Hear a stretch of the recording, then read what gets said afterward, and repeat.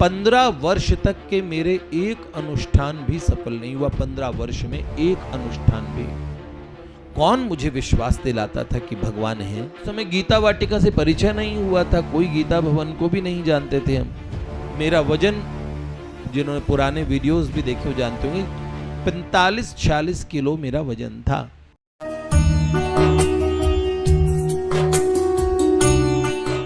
एक छिद्र रह जाता है उपासना में, और वो छिद्र कोई भी ना हो तो वो उपासना फलीभूत ना हो, ऐसा कभी नहीं हो सकता। 15 वर्ष तक के मेरे एक अनुष्ठान भी सफल नहीं हुआ। 15 वर्ष में एक अनुष्ठान भी।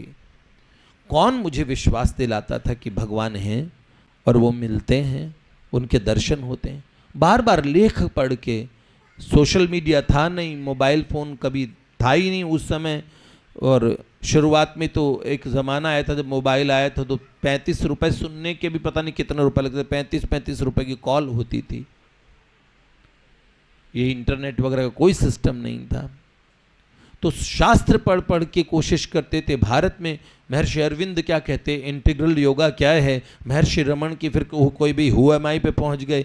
कभी ज्ञान की बात पढ़ने को मिल जाती। महात्माओं के भी अलग अलग विचार हैं। कहीं से ऑटोबायोग्राफी ऑफ ए योगी मंगाई, कहीं से क्या पुस्तकें पढ़ पढ़ के। तो इसी बीच मुझे पता लगा भारतवर्ष में कितने महात्मा, उनकी क्या क्या विचारधाराएँ हैं। फिर मैंने द्वैताद्वैत सिद्धांत क्या, शुद्धाद्वैत क्या है, विशिष्टाद्वैत क्या है, अद्वैत क्या है, इनको पढ़ना शुरू किया सब चीज़। पर अपनी जिज्ञासाएं कैसे मिटाऊं? बस ऐसे ही आते थे कि मुर्गी पहले आई कि अंडा, अरे पहले भगवान आए कि कब आए, भगवान से पहले कौन था। और फिर जबकि साइंस में बड़े स्टूपिड तरीके से मानने को तैयार हो जाते हैं कि और energy can never be created nor it can be destroyed, ऐसे कुछ आता है ना, कि ना तो बनाई जा सकती है और ना ऊर्जा नष्ट हो सकती है, उसका रूपांतरण होता। ऊर्जा थी, है, रहेगी। पर हम साइंस में उसे पढ़ के पूरा मान लेते हैं। पर भगवान में पूछे कि पहले, भगवान से पहले क्या हुआ था। बच्चे थे तो ये भारत एक खोज सीरियल आता था, तो उसमें पहले जो आते हैं कास्टिंग का आती है ना वो, तो उसमें पहले आता है, धरती से पहले कुछ भी नहीं था, आकाश भी नहीं था, पाताल भी नहीं था, छुपा था क्या, ऐसे करके बोलते थे, याद है। और बड़ा बड़ा कुछ गहरी सी बातें उपनिषदों की थी। तो जिज्ञासाएं थी, कौन समझाता। तो परम पूज्य भाई जी के पत्र पढ़ा करते थे। सेठ जी ने क्या पत्र लिखे। उस समय गीता वाटिका से परिचय नहीं हुआ था, कोई गीता भवन को भी नहीं जानते थे हम। तो पुस्तकें थी, उसमें भाई जी, सेठ जी के प्रश्नों उत्तर जो है, और सेठ जी ने जो भेजे हैं, बहुत उत्तर मिले। और प्रभुपाद की भी लगभग मैंने अपने भगवत विश्वास को दृढ़ करने के लिए प्रभुपाद की सारी पुस्तकें पढ़ी है। उसमें सर्च ऑफ सोल, वो स्वॉर्ड ऑफ नॉलेज, और परफेक्ट क्वेश्चन, परफेक्ट आंसर्स, और वो कई चीज़ें हैं ना, हाँ, साइंस ऑफ सेल्फ रियलाइजेशन, और क्या नथिंग कम्स फ्रॉम, वो क्या, लाइफ कम्स फ्रॉम लाइफ, ये जीवन का स्रोत जीवन है ना, वो बहुत सारी पुस्तकें, बहुत सारी।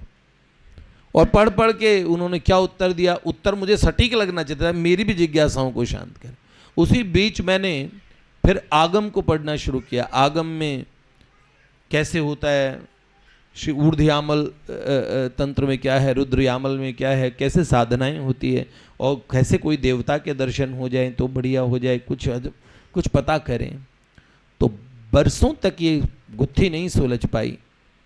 पर एक अज्ञात विश्वास ने आगे तक कोई उंगली पकड़ के चलाता था। एक विधि का पालन करना चाहिए। बहुत प्रयास किया, बहुत ईमानदारी से साधना की, और बिल्कुल मेरा वजन, जिन्होंने पुराने वीडियोस भी देखे हो जानते होंगे, 45-46 किलो मेरा वजन था बरसों तक। क्योंकि 24 घंटे में एक बार भी बहुत थोड़ा भोजन करने का ऐसा हो गया था कि भोजन भी मैंने, अरे उबली उबली घिया, ये मतलब आप जिस भोजन से आपको पूरी अरुचि हो जाएगी। और ऐसा नहीं मुझे भोजन, अच्छा, मैं स्वाद का बड़ा चाव हुआ करता था, सारे स्वाद को त्यागा। एक फिर भी क्या बात थी कि साधन की सफलता नहीं होती थी। तो साधन में कोई छिद्र रह जाता है, त्रुटि हमारी होती है, और हम क्या मानते हैं कि वास्तव में कोई साधन में तो कोई कमी नहीं रह गई ना, तो वो साधन पूरा है और वरन बहुत सारे महात्माओं द्वारा अनुभूत है, लेकिन हम पालन सही से नहीं करते। जहां हमें लगता है ना बिल्कुल परफेक्टली, वहां भी कुछ गड़बड़ियां रही होगी, और उसके बरसों बाद आज जाके सब बात समझ आती है कि ये कहानी ये होती है, साधन का ये लाभ है, और जिन साधन का हमें लग रहा है कि अभी तक कोई लाभ नहीं हुआ, उसका महालाभ हो रहा है। आपको पता ही नहीं कि आपके साथ आप कहाँ जा रहे हैं और आपकी कौन सी यात्रा चल रही है। आपको पता है आप सब टाइम ट्रेवलिंग कर रहे हो, इस शरीर में बैठ के टाइम ट्रेवलिंग नहीं कर रहे। बता दो कि आप अगर कुछ भी नहीं करेंगे तो समय यात्रा तो आप कर रहे हैं, समय तो जा रहे हैं। आप नहीं चलेंगे, एक ही जगह कहीं उठो बैठो मत, वहीं बैठ जाओ, तो सारा समय निकल जाएगा, निकल जाएगा। अनुभव करना, बहुत सारी चीज़ें आपके अस्तित्व में घटित हो रही है, धीरे धीरे आपको सूक्ष्म चीज़ें पकड़ना आएगा। भगवत कृपा से एक दिन आपके पास वो उघरई बिमल बिलोचन यखे, एक दिन और मिटही दोष दुख भव रजनी के, और सूझई रामचरित मणिमाणिक। आप जानते हो ऐसा होगा, फिर एक दिन आप बड़े खुश होंगे। तब तक हमें कोई पुचकार के आगे ले चले तो कोई ना कोई मिलता है। तो अपने तो बाबूजी का चरित्र, बाबूजी की बातें, क्योंकि विश्वास हो गया था मुझे सेठ जी पे, मुझे स्वामी जी महाराज पे, मुझे परम पूज्य भाई जी पे, परम पूज्य बाबा पे इतना विश्वास था। कौन विश्वास कराता था? इससे तार्किक बुद्धि में इतने तर्क भरे पड़े थे, हैं? तर्क जाल से मैं उलझा हुआ, तब बात समझ में आई। तो साधनाओं के भरोसे पे अगर साधन ठीक से करें तो वो भी ठीक हो सकता है, किंतु सबसे अच्छा मार्ग क्या है? महाजनों येन गता सपंथा, संतों के वो चले, उस पे भी चलने के बजाय जो उन्होंने कहा उस पे चले। ठीक है ना? वो जो चले उतना क्या पता वो कंटक पथ पे चल जाते हैं, इतने हम सह नहीं पाएंगे।